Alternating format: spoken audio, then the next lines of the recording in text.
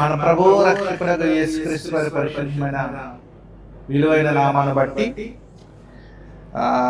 కొరింథీయులకు రాసిన మొదటి పత్రిక 3వ అధ్యాయము 16వ వచనాన్ని చదువుకుని ఈ వచనం యొక్క అర్థము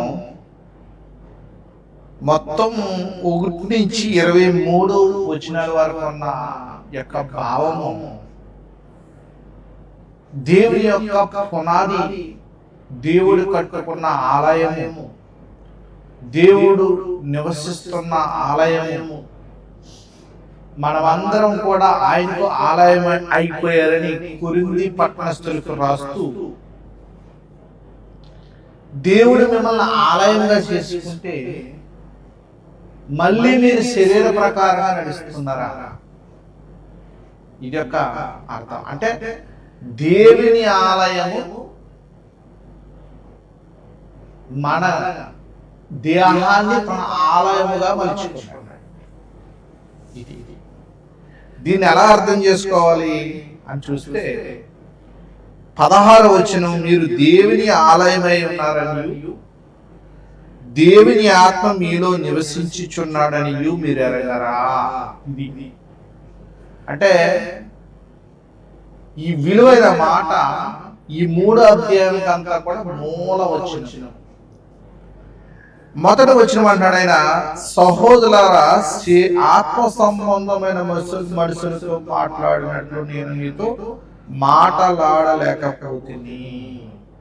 అంటే అల్టిమేట్ గా శరీర సంబంధాలు అయిపోయారు. ఒకప్పుడు శరీర సంబంధాలు అయి ఉన్నారు, ఆత్మను తెలుసుకున్నారు, అంటే క్రీస్తు యొక్క ఆత్మను తెలుసుకున్నారు, క్రీస్తుని విశ్వసించారు, దేవుని తెలుసుకున్నారు, పరిశుద్ధాత్మ తెలుసుకున్నారు. అటువంటి కుటుంబంలోకి వచ్చిన వీళ్ళు, దైవ కుటుంబంలోకి వచ్చిన వీళ్ళు మళ్ళీ వెనక్కి వెళ్ళిపోతున్నారు. అంటే ఈ దేహము ఆయనకు ఆలయంగా చేసుకున్నాడు. మరి సొలొమోను మహారాజు కట్టిన 52 సంవత్సరాలు అదేంటి అంటే అది భౌతికమైన దేవాలయమేమో, అందులో నివసిస్తానికి ఆయన పిలిచాడు, కానీ అల్టిమేట్ గా అది భౌతికమైన ఛాయారూపకమైన దేవాలయమేమో. ఈ దేవాలయము నువ్వు నేను కూడా ఆయన్ని దేవాలయంగా చేసుకున్నారు. యేసుప్రభు గారు వచ్చి ఈ ఇల్లుని కట్టి తండ్రిని అలాగే పరిశుద్ధాత్మ వారి కుటుంబం మనలో నివసిస్తుంది. అల్టిమేట్ అంటే నువ్వు దేవుని యొక్క ఆలయం అయి ఉంటే మళ్ళీ నువ్వు వ్యభిచారానికి కానీ, పాపానికి కానీ, అబద్ధానికి కానీ, ఏ విషయంలో కూడా నువ్వు వెనక్కి వెళ్తే మళ్ళీ నీకు ప్రాబ్లం. అందుకని ఇక్కడ చాలా క్లియర్ గా చెప్తున్నా చూడండి 16లో, మీరు దేవుని ఆలయమై ఉన్నారని దేవుని ఆత్మ, అంటే దేవుని ఆత్మ అంటే పరిశుద్ధాత్మ మీలో నివసించుచున్నాడని మీరు ఎరగరా? ఎవడైనా దేవుని ఆలయం పాడు చేసిన దేవుడు వాడిని పాడు చేసి, మీరు దేవుని పాడు చేయరు. దేవుని ఆలయము పరిశుద్ధమై ఉన్నది, మీరు పరిశుద్ధులై ఉన్నారు. పుట్టినోట్లో మీరు ఆలయమై ఉన్నారు. మనమంట ఆలయం ఎక్కడ నివసిస్తాడని ఆలోచిస్తే ఇదిగో నీ మనస్సులో నివసిస్తానంటాడు, నీ హృదయంలో నివసిస్తానంటాడు. అందుకని చేతులు అలా చాపుకుంటూ ఆయన నిన్ను చూసుకుంటే నువ్వు చోటు పట్టలేదు. చోటు పోవటానికి కారణాలు కూడా చాలా ఉంటాయి.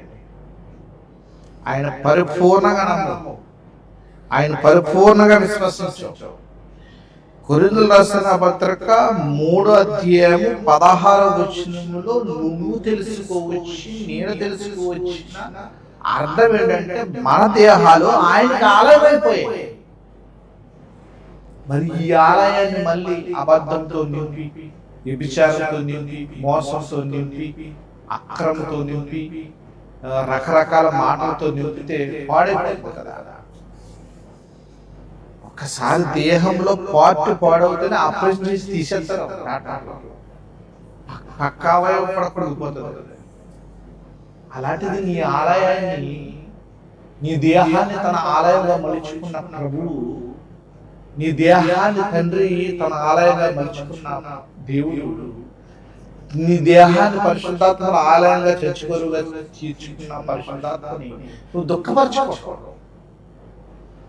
మళ్ళీ శరీర ప్రకారంగా వెళ్ళిపోయారంట, పసిపెట్టలుగా వెళ్ళిపోయారంట. పాలుతోనే మిమ్మల్ని పెంచింది కానీ అనంతో మిమ్మల్ని పెంచలేదంటే ఎన్ని మాట్లాడుతున్నాడు చూడండి. అసూయ వచ్చేసిందంట, శరీర సంబంధాలు అయిపోయామంట. ఒక అతను నేను పౌలు వాడిని అంటున్నాడంట, ఒక అతను అపోలో వాడు అంటున్నాడంట, ఒక ప్రకృతి సంబంధాలైన మనిషి అయిపోయామంట.